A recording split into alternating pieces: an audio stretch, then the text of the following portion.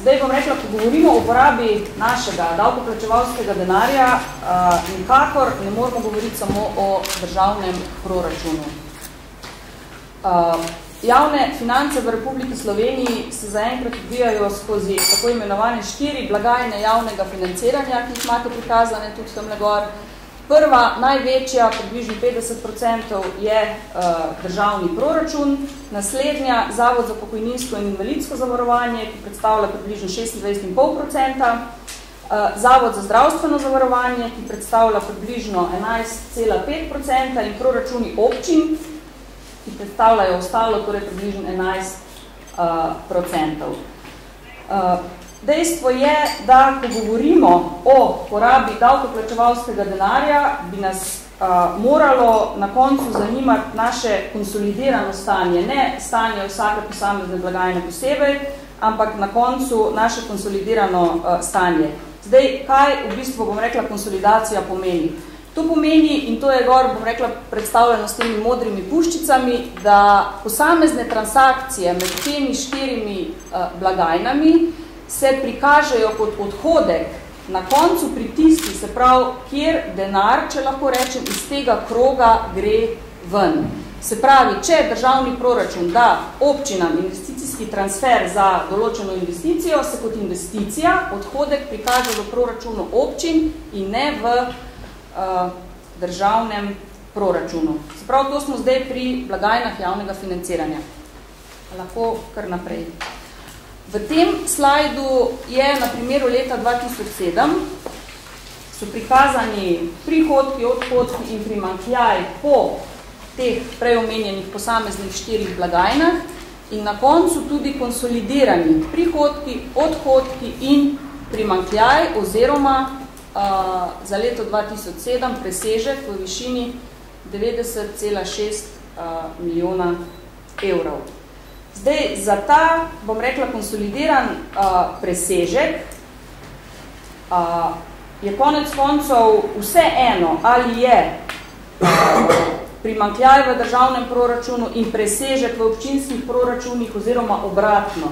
Skratka, to je nek seštevek vsega in ko govorimo o uporabi davkoplačevalskega denarja, jaz mislim, da bi vedno bolj morali govoriti o tej končni številki, se pravi konsolidiranih prihodkih, odhodkih in tudi presežkov oziroma primanjkljaju od leta 2007 dalje.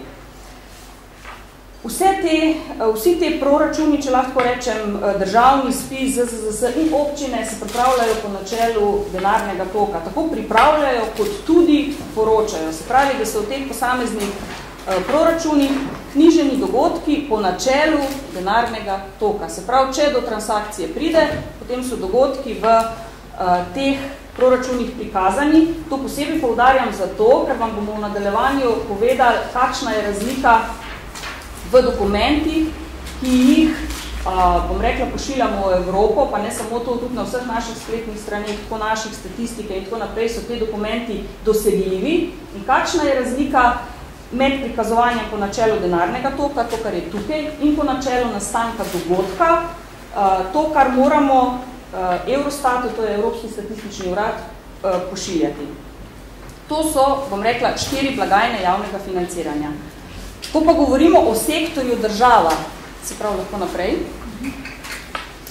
ko pa govorimo o sektorju država, je pa k tem 4 blagajnam javnega financiranja, se pravi tudi zdaj vidite gor, državni proračun, proračuni občin in vspodaj tam pri zelenem Zavod za pokojninsko in Zavod za zdravstveno zavarovanje. To so te 4 blagajne javnega financiranja.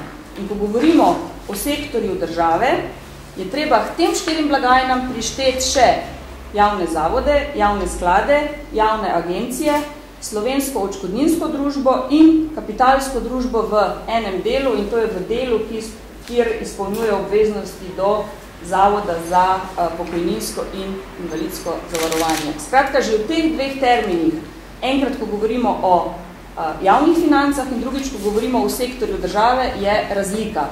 In kadarkoli podajamo razne podatke, je prvič treba povedati, ali gre za javne finance, ali gre za sektor država in drugič, ali gre za prikazovanje po denarnem toku in ali gre za prikazovanje podatkov po obračunskem principu. Lahko naprej.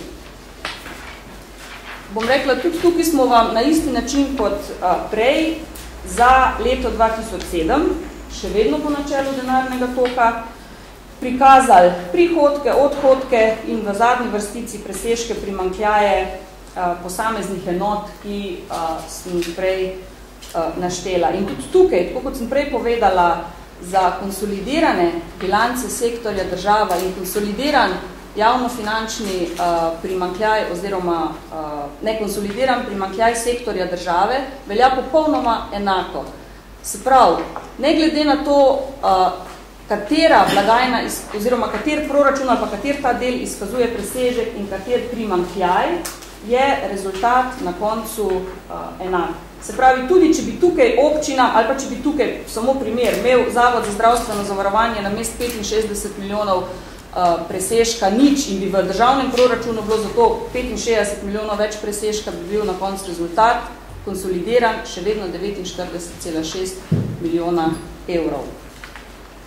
In bom rekla še v čisto zadnjem slajdu je pa samo primerjava, kar bo pa navezala na gospoda Vencla, primerjava 4 blagajn, primerjava sektorja države po denarnem toku in v tretji primerjava po obračunski metodologiji, se pravi, da boste dobili občutek, da absolutno so razlike in je zelo pomembno pri vsakem navajanju podatkov povedati, po katerem principu in kaj je v te podatke vključeno.